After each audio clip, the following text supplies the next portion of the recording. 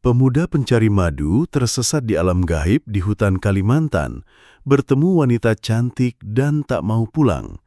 Seperti apa kelanjutan ceritanya? Simak videonya sampai selesai.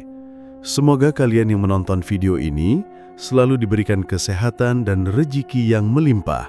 Amin. Arman sudah hampir 2 bulan tinggal di rumah bibinya di sebuah desa pedalaman Kalimantan.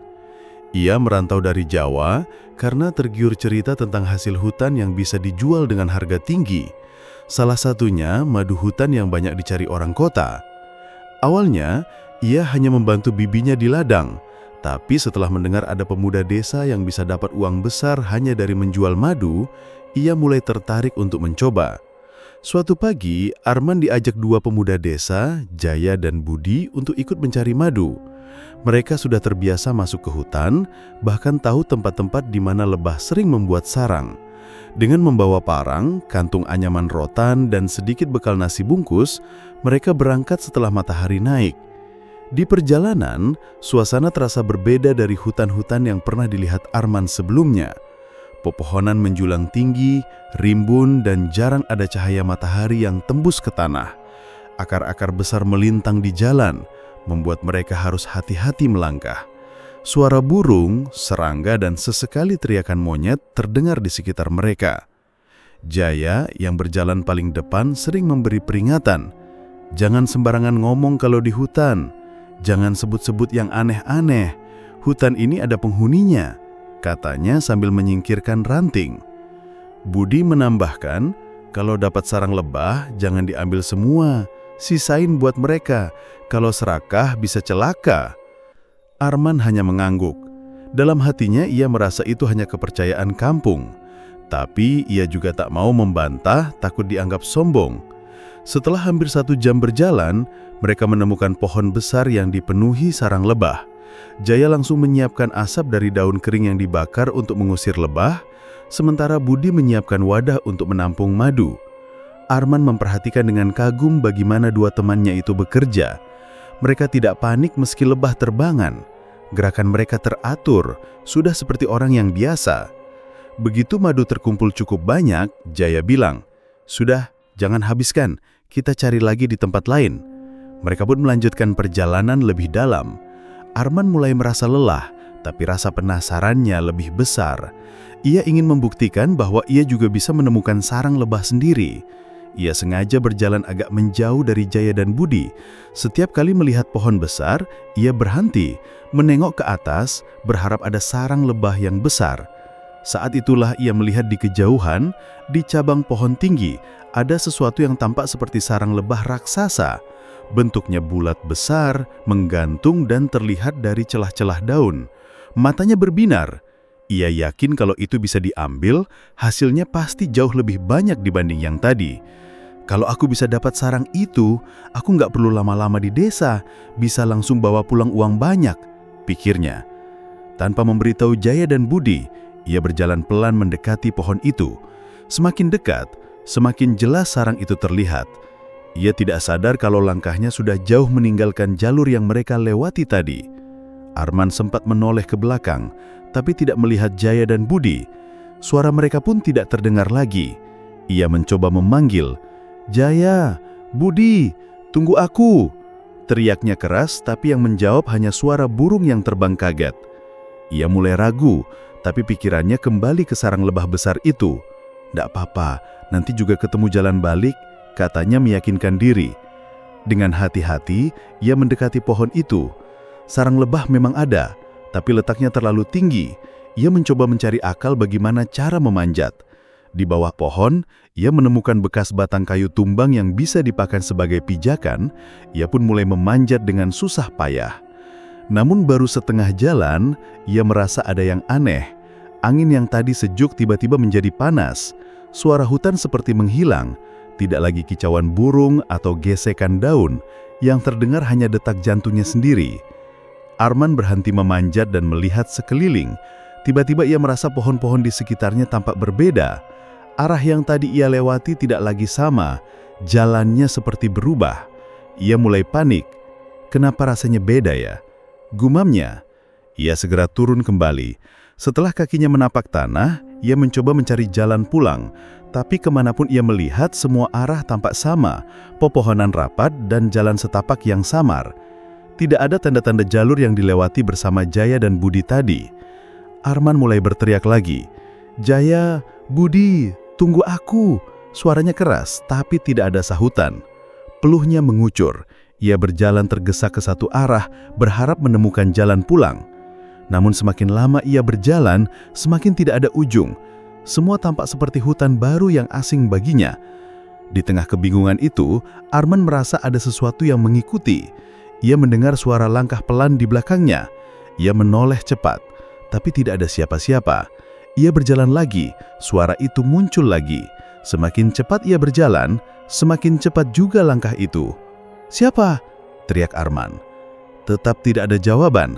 Hanya suara ranting patah dan dedaunan yang bergeser. Degup jantungnya makin kencang. Ia menelan ludah, mencoba tenang.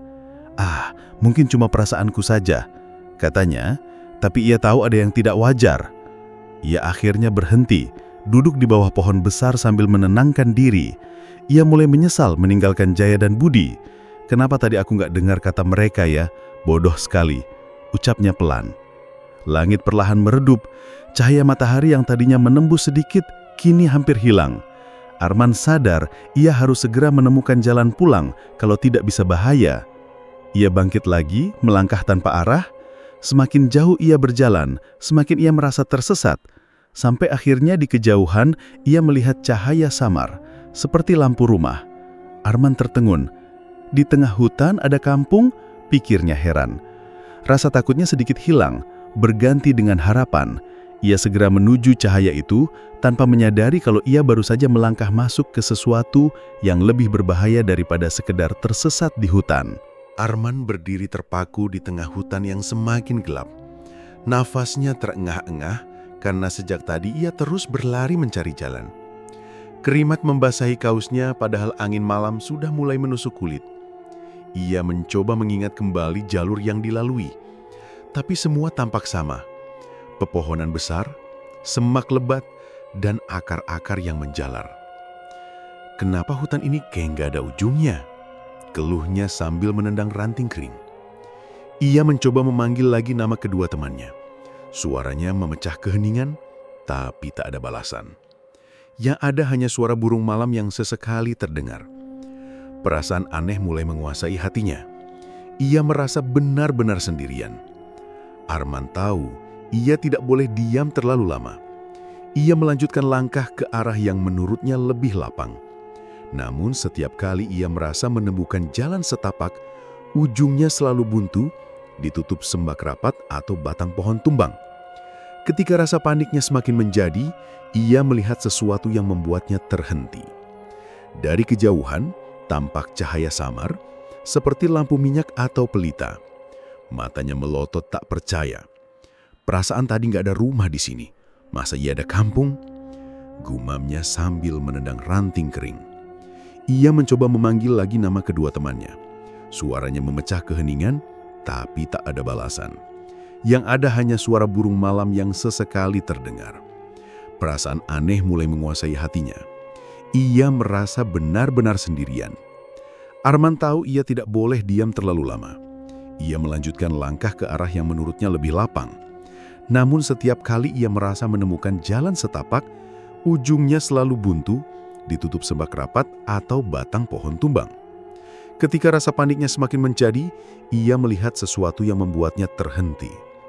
Dari kejauhan, tampak cahaya samar, seperti lampu minyak atau pelita.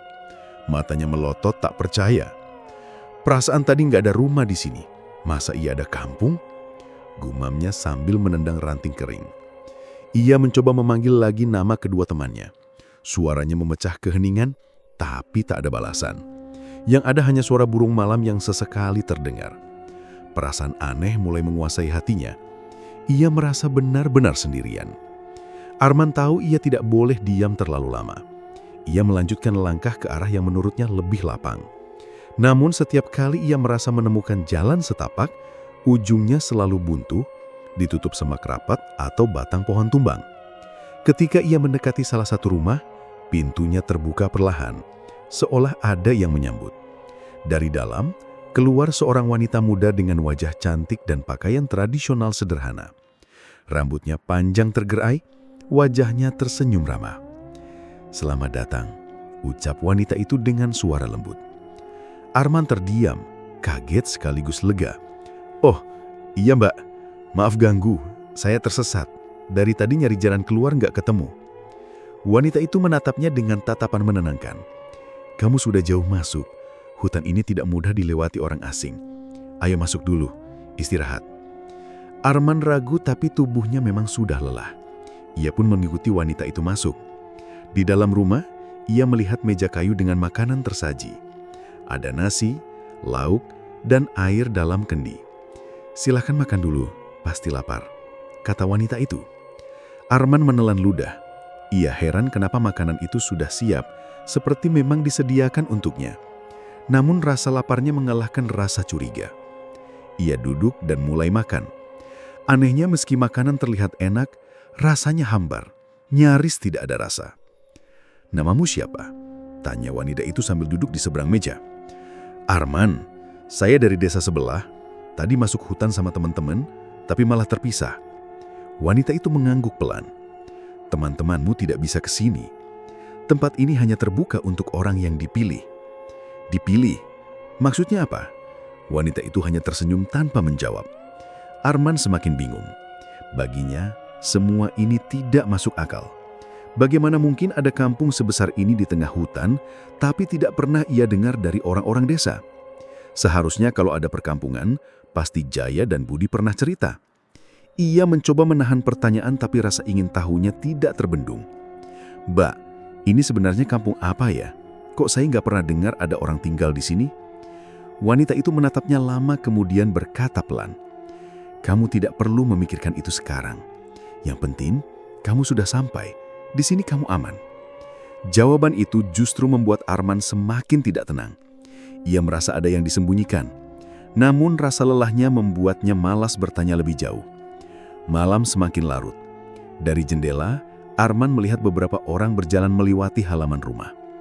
Mereka seperti warga kampung tapi wajahnya pucat dan langkahnya pelan tanpa suara. Tubuhnya seolah melayang, tidak menimbulkan bunyi saat kaki menyentuh tanah. Bulu kuduk Arman merimang. Ia bergidik ngari tapi menahan diri untuk tidak bertanya.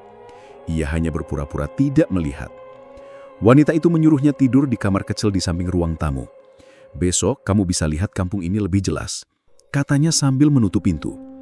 Arman berbaring di tikar, matanya sulit terpejam. Pikirannya penuh pertanyaan. Apakah ini benar kampung manusia, atau ia justru masuk ke tempat yang bukan dunia manusia? Ia mencoba menenangkan diri dengan berpikir positif. Besok pagi pasti jelas. Kalau ini benar kampung orang, aku bisa minta ditunjukkan jalan pulang. Namun di dalam hati kecilnya, ia merasa ada yang sangat janggal. Tidak mungkin di tengah hutan lebat ada perkampungan sebesar itu tanpa sepengetahuan warga desa. Sambil terus memikirkan hal itu, akhirnya matanya tertutup karena kelelahan. Namun, tidur Arman tidak tenang. Malam itu ia bermimpi aneh, dirinya dikelilingi banyak orang dengan wajah pucat yang menatapnya sambil tersenyum tanpa suara. Pagi hari, Arman terbangun karena suara ayam berkokok. Ia membuka mata dan sempat lupa kalau dirinya tidak berada di rumah bibinya. Ketika menoleh keluar jendela, ia melihat suasana yang berbeda. Ada anak-anak kecil berlarian di halaman. Beberapa orang tua sedang menumbuk padi, dan kaum lelaki tampak sibuk memperbaiki perahu kecil di tepi sungai. Sekilas, kampung itu terlihat normal. Namun semakin lama ia memperhatikan, ada hal yang membuatnya bingung. Anak-anak yang berlari tidak mengeluarkan suara tawa. Bibir mereka memang terbuka seperti sedang tertawa, tapi tak ada suara sedikit pun. Begitu juga dengan suara lesung saat menumbuk padi. Hanya gerakan tangan yang terlihat, tapi bunyi duk-duk yang seharusnya terdengar tidak ada sama sekali. Arman berdiri dan keluar kamar. Ratih, wanita yang ditemuinya semalam, sudah menunggu di ruang depan. Ia menyapanya dengan senyum hangat. "Tidurmu nyenyak?" tanyanya. Arman mengangguk. "Lumayan." Tempat ini ramai juga ya, jawabnya sambil menatap keluar. Ratih mendekat lalu berkata, "Ayo sarapan dulu." Ia menyiapkan piring berisi nasi dengan sayur dan lauk. Sekilas terlihat menggugah selera. Tapi saat Arman mencoba, rasanya hambar. Ia mencoba menambahkan lauk ayam panggang, namun tidak ada aroma khas daging. Dalam hati Arman bertanya-tanya, tapi ia berusaha tidak menunjukkan kecurigaannya. Ia menelan makanan itu sambil sesekali melirik Ratih yang terus menatapnya dengan wajah ramah. "Kalau kamu mau, kamu bisa tinggal di sini.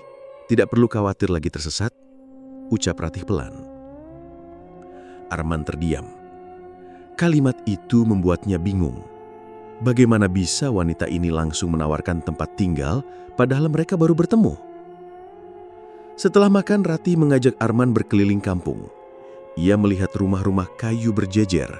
Ada juga balai besar di tengah kampung.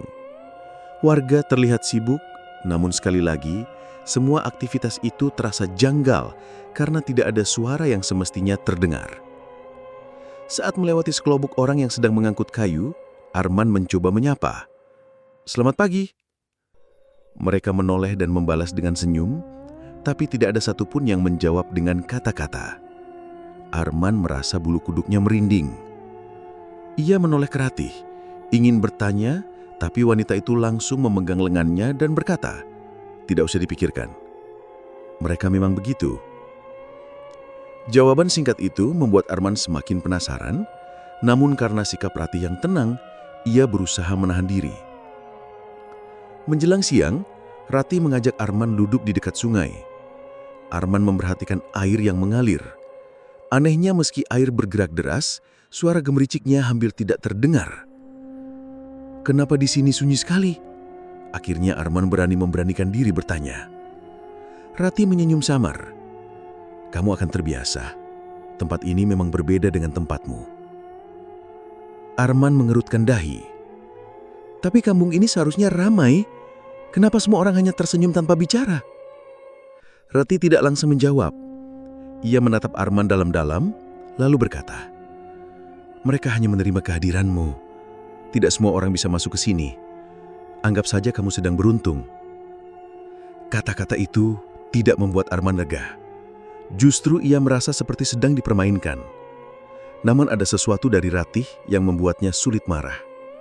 Wajahnya yang cantik dan tatapan matanya membuat Arman merasa tenang. Hari-hari berikutnya Arman semakin akrab dengan Ratih. Wanita itu selalu menemaninya, menyiapkan makanan, bahkan bercerita meski dengan penjelasan yang sering menggantung. Setiap kali Arman bertanya soal asal-usul kampung itu, Ratih hanya menjawab singkat atau mengalihkan pembicaraan. Sore hari, warga kampung sering berkumpul di balai besar. Arman pernah diajak ikut, ia melihat mereka seperti sedang mengadakan pertemuan. Namun lagi-lagi, suasana aneh. Mereka bergerak, mulut mereka terbuka seolah berbicara, tapi suara yang terdengar hanyalah gemuruh samar yang bergema, tidak jelas kata apa yang diucapkan. Arman berdiri di sudut balai, merasa asing. Ia berusaha menahan rasa takut, tapi dadanya berdebar kencang. Saat itu Ratih menggenggam tangannya. "Tenanglah, mereka menerima kamu. Kamu tidak perlu khawatir." Sentuhan itu membuat Arman sedikit lega. Namun di kepalanya ia terus berpikir apakah dirinya benar-benar berada di kampung manusia. Malam harinya Ratih mengajak Arman berjalan-jalan di sekitar kampung. Lampu-lampu pelita menyala, memberikan cahaya kekuningan. Arman memperhatikan wajah Ratih di bawah sinar lampu, semakin terlihat cantik. Rasa takutnya perlahan menghilang, diganti dengan ketertarikan. "Mungkin aku harus berhenti mikirin yang aneh-aneh. Yang penting aku aman di sini," batinnya. Namun keraguannya kembali muncul ketika ia menyadari satu hal. Saat ia mencoba mengingat makanan yang ia makan siang tadi, ia tidak bisa menggambarkan rasanya. Hanya tekstur di lidah, tapi tanpa cita rasa. Arman berbaring di tikar malam itu dengan pikiran bercampur aduk. Di satu sisi, ia merasa nyaman berada di dekat Ratih. Di sisi lain, ada banyak hal yang tidak masuk akal dari kampung itu. Ia menutup mata, Mencoba tidur, tapi bayangan warga kampung dengan senyum tanpa suara terus menghantui pikirannya. Dalam hati kecilnya, Arman tahu ada sesuatu yang salah. Namun rasa ingin tahu dan kenyamanan yang ia dapatkan membuatnya ragu untuk meninggalkan tempat itu. Di kampung, suasana mulai tidak tenang. Sudah 2 hari, Arman tidak kunjung pulang sejak pamit masuk hutan untuk mencari madu. Biasanya, meski masuk hutan cukup jauh, paling lama 1 malam ia sudah kembali. Keluarganya resah, terutama ibunya yang sejak pagi terus duduk di beranda rumah dengan wajah pucat. Biasanya, kalau Arman pulang terlambat, pasti dia nitip kabar lewat temannya. "Ini kok tidak ada berita sama sekali?" ucap ayah Arman dengan nada berat. Paman dan tetangga juga mulai ikut gelisah. Beberapa pemuda kampung sempat mencari ke tepi hutan, tapi tidak menemukan tanda-tanda keberadaan Arman. Bekas jejak sandal pun hilang, seolah ditelan tanah. Sore itu, keluarga akhirnya sepakat untuk melapor ke aparat desa. Kepala desa bersama beberapa warga pergi ke pos polisi di kecamatan. Namun, setelah mendengar laporan, polisi hanya menyarankan pencarian biasa.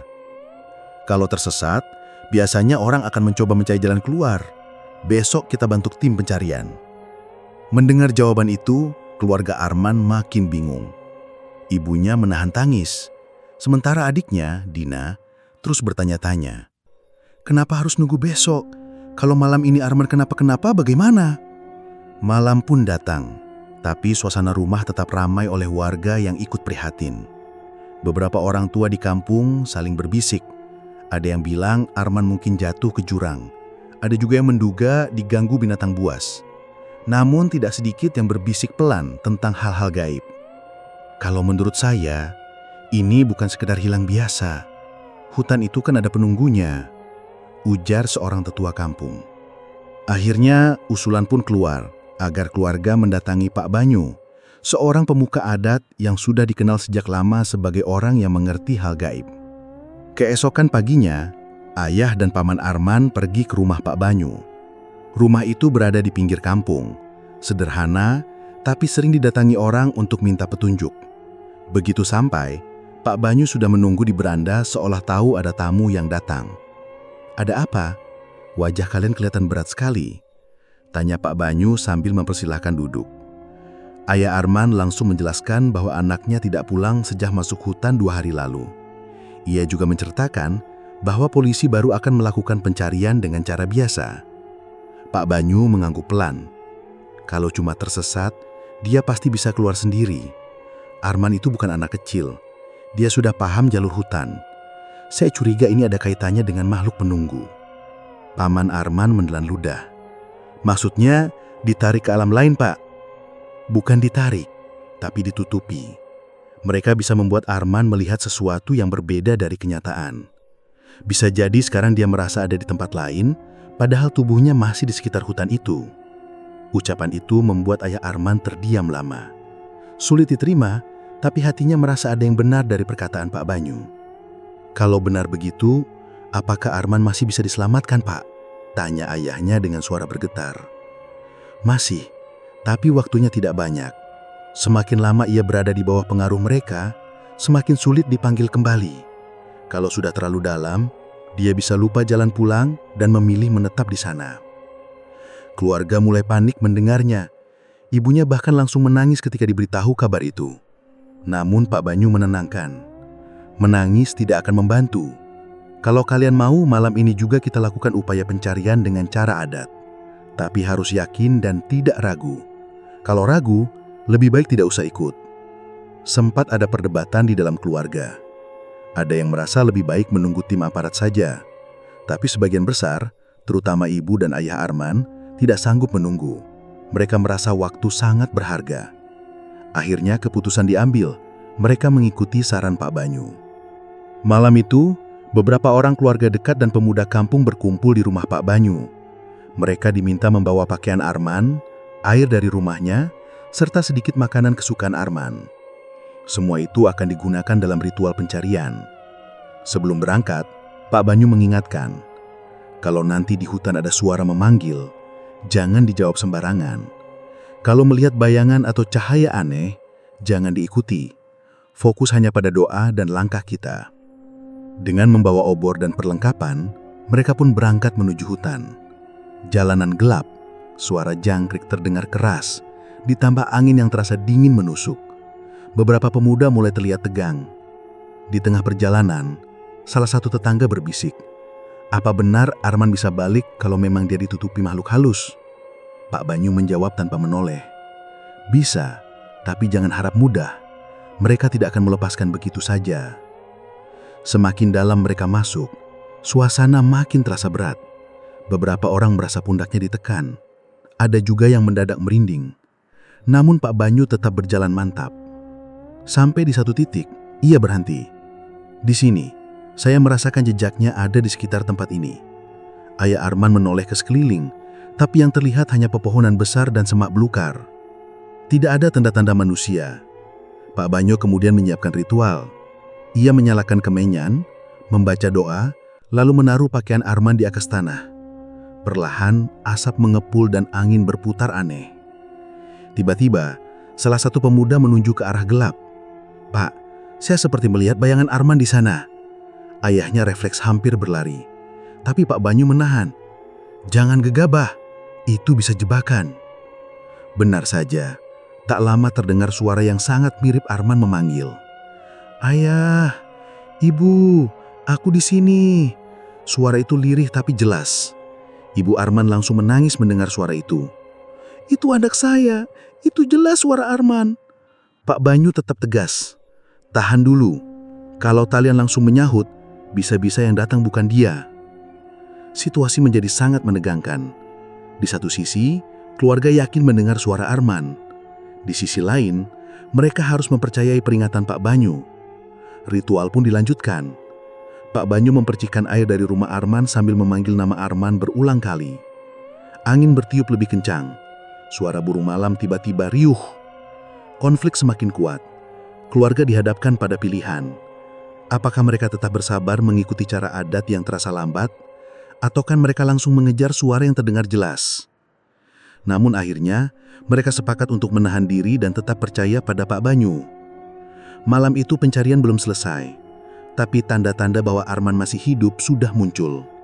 Pertanyaannya, apakah mereka bisa benar-benar menarik Arman kembali sebelum terlambat?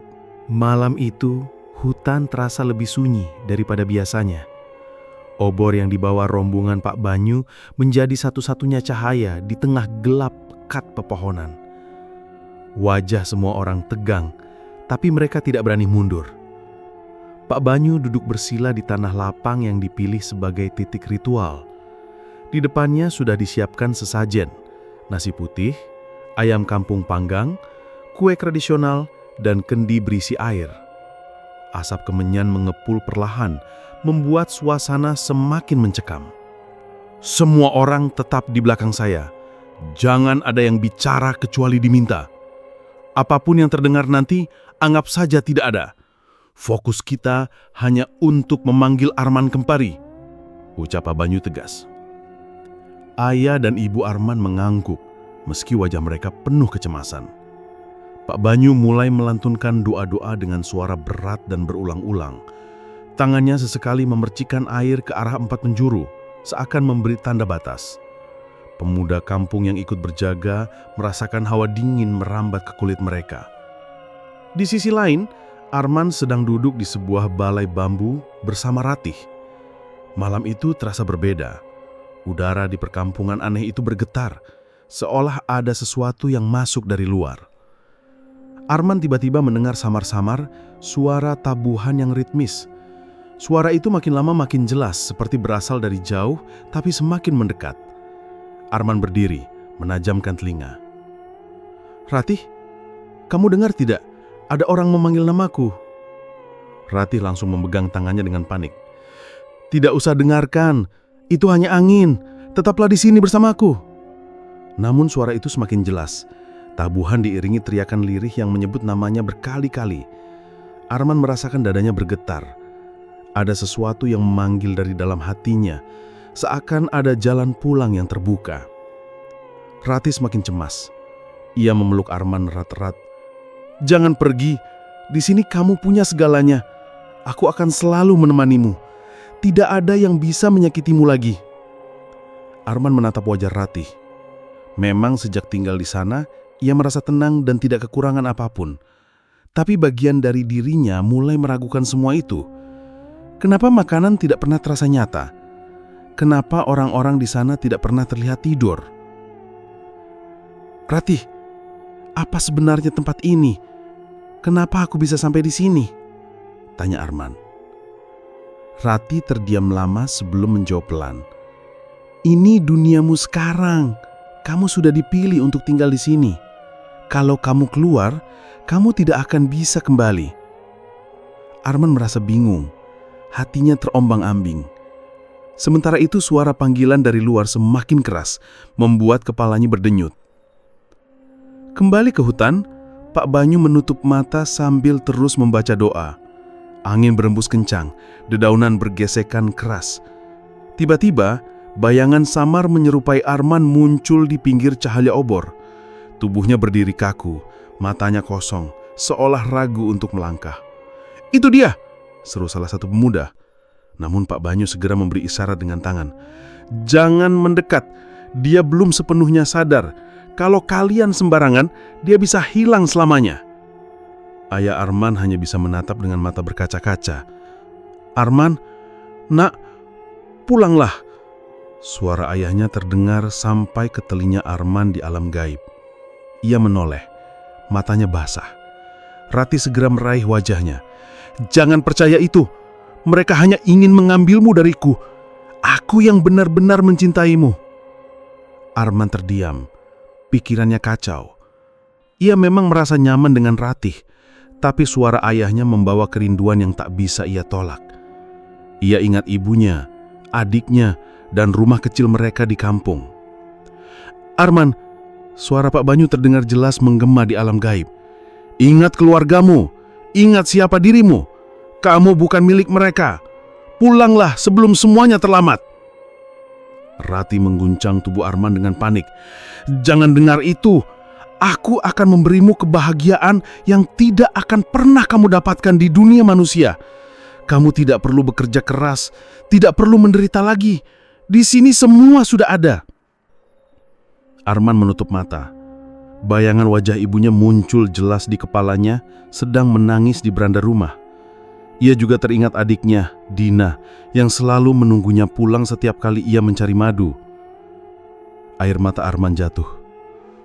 "Maaf Ratih, aku harus pulang." Ratih menjerit histeris.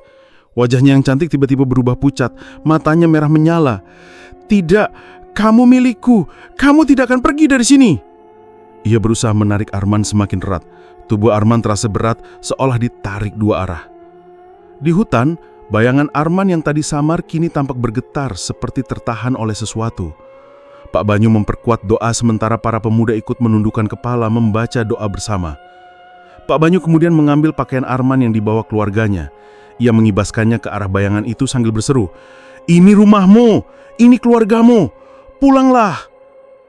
Bayangan Arman mendadak bergetar lebih keras. Suara Ratih menjerit di telinganya mencoba menahannya.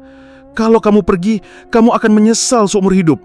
Dunia manusia tidak akan memberimu apa-apa." Namun suara tangisan ibunya terdengar lebih kuat. "Arman, pulanglah nak. Jangan tinggalkan ibu." Tangisan itu menusuk hati Arman. Ia mengumpulkan kekuatan, mendorong tubuh Ratih, lalu melangkah ke arah suara keluarganya. Ratih menjerit panjang, lalu tubuhnya menghilang perlahan bersama perkampungan itu. Semua menjadi gelap. Di hutan, bayangan Arman tiba-tiba runtuh ke tanah. Tubuhnya kini jelas terlihat tergeletek lemah di depan sesajen. Ayah dan ibu Arman langsung berlari menghampiri sambil menangis haru. "Syukurlah, kamu kembali nak," ucap ibunya sambil memeluk erat. Arman masih lemah, matanya berat, tapi ia sadar. Ia berbisik lirih, "Aku hampir tidak bisa pulang, Bu." Pak Banyu menghela napas lega, tapi wajahnya masih serius. Syukurlah dia mau memilih. Kalau tadi hatinya goyah sedikit saja, mungkin sekarang dia sudah tidak bisa kita selamatkan. Malam itu, rombongan segera membawa Arman pulang ke kampung. Meski tubuhnya masih lemah, semua orang bersyukur ia berhasil kembali dari alam gaib. Namun, di balik rasa syukur itu, Arman masih menyimpan rasa berat di hatinya. Bayangan Ratih, wanita cantik yang menahannya di dunia gaib, masih jelas teringat. Dan sejak malam itu, Arman tahu hidupnya tidak akan pernah sama lagi. Tubuh Arman terasa berat seperti dipasung. Ia berdiri di tengah ruang aneh yang setengah gelap, setengah terang. Satu sisi ada Ratih yang menggenggam tangannya erat, wajahnya memohon penuh air mata.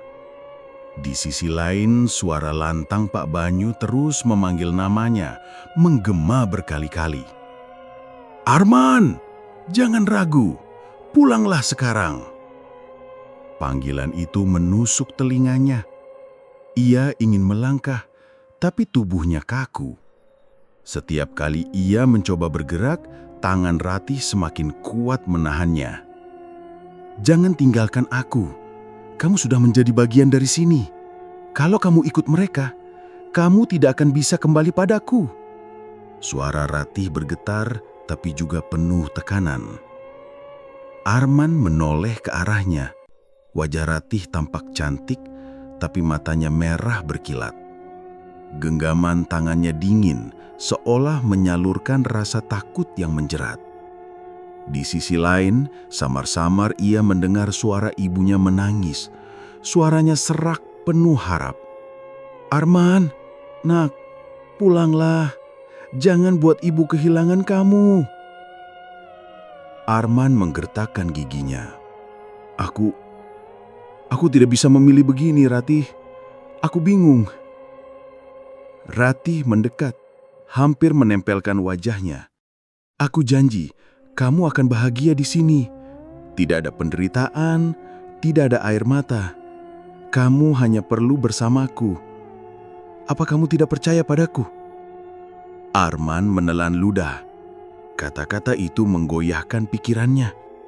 Ia memang sudah lama merasa hidupnya penuh kesulitan, selalu bekerja keras tanpa hasil. Di kampung gaib itu, semua terlihat lebih mudah. Namun, setiap kali ia mengingat keluarganya, ada rasa rindu yang tidak bisa ia abaikan. Tiba-tiba, cahaya terang dari arah suara Pak Banyu menyambar. Tubuh Arman terasa hangat, membuatnya bisa sedikit menggerakkan kakinya. Ratih menjerit keras, mencoba menariknya lebih kuat. Di hutan, Pak Banyu menggoyangkan lonceng kecil dan memercikkan air dari kendi. Doa yang ia ucapkan semakin keras. Orang-orang yang ikut berjaga melihat bayangan Arman semakin jelas di tengah lingkaran ritual. "Sedikit lagi, bertahanlah Arman!" teriak Pak Banyu. Di alam gaib, Arman merasap tubuhnya ditarik kedua arah. Tangannya masih digenggam Ratih, tapi cahaya dari luar membuatnya melangkah setapak. Ratih menangis histeris. "Kalau kamu pergi, aku akan sendirian lagi. Kamu tidak tahu betapa aku menunggumu. Semua orang di sini tidak akan pernah mengerti. Hanya kamu yang bisa mengisi kekosongan ini," kata Ratih sambil mengguncang tubuh Arman. Arman menutup mata, dadanya sesak. Ia teringat adiknya Dina yang selalu tersenyum saat ia pulang membawa madu. Ia teringat ayahnya yang bekerja keras di ladang dan ibunya yang sabar menunggu di rumah. Rasa rindu itu semakin kuat melawan bujukan Ratih. "Ratih, aku minta maaf. Aku tidak bisa tinggal di sini. Aku punya keluarga yang menungguku," ucap Arman dengan suara bergetar. Wajah Ratih berubah pucat, lalu menegang penuh amarah. "Kamu akan menyesal. Dunia manusia hanya akan menyakitimu. Di sini aku sudah menyiapkan segalanya. Jangan pergi." Arman menggeleng pelan. "Kalau aku tinggal, aku mungkin tidak akan pernah melihat keluargaku lagi. Aku tidak sanggup." Ratih menjerit, suaranya menggema panjang. Genggamannya tiba-tiba terasa seperti bara, panas membakar kulit Arman. Ia mencoba melepaskan, tapi tenaga Ratih jauh lebih kuat. Pak Banyu yang melihat bayangan Arman seperti masih terikat, segera mengambil langkah terakhir. Ia menancapkan sebilah keris pusaka ke tanah di depan sesajen, lalu membaca doa dengan suara keras. Tanah bergetar dan api obor bergoyang hebat. Bayangan Arman tersentak. Cahaya dari luar semakin terang menyelimuti tubuhnya. Ratih berusaha menutupinya dengan tubuhnya sendiri, tapi cahaya itu membuatnya mundur beberapa langkah. "Tidak, kamu milikku!" teriak Ratih sekali lagi. Matanya kini berubah tajam seperti binatang buas. Arman merasakan cahaya itu semakin kuat menariknya. Dengan sekuat tenaga, ia melepaskan genggaman tangan Ratih. Begitu terlepas, tubuhnya langsung tersedot ke arah cahaya. Di hutan, tubuh Arman terkapar di tanah. Nafasnya terengah-engah, matanya terpejam.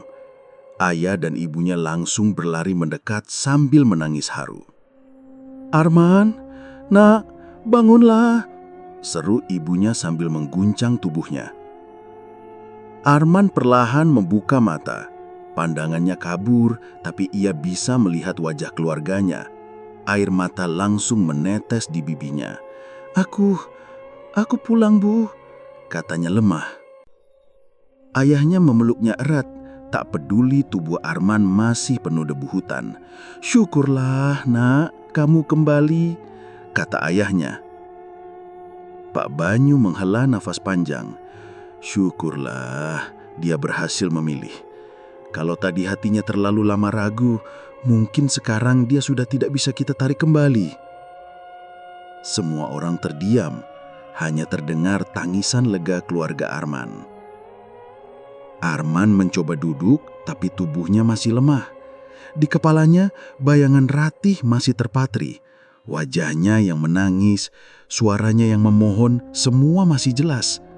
Ia menunduk, merasakan perih di dadanya. "Ada apa, nak?" tanya ibunya pelan. Arman menggeleng, menahan perasaannya sendiri. Ia tidak sanggup bercerita karena setiap kali mengingat Ratih, hatinya terasa sakit. Sejak malam mengerikan itu, hidup Arman banyak berubah. Ia tak lagi nekat masuk hutan sendirian hanya demi mencari madu lebih banyak. Setiap kali ada niat, wajah Ratih yang pernah menahannya di alam gaib selalu terlintas di pikirannya.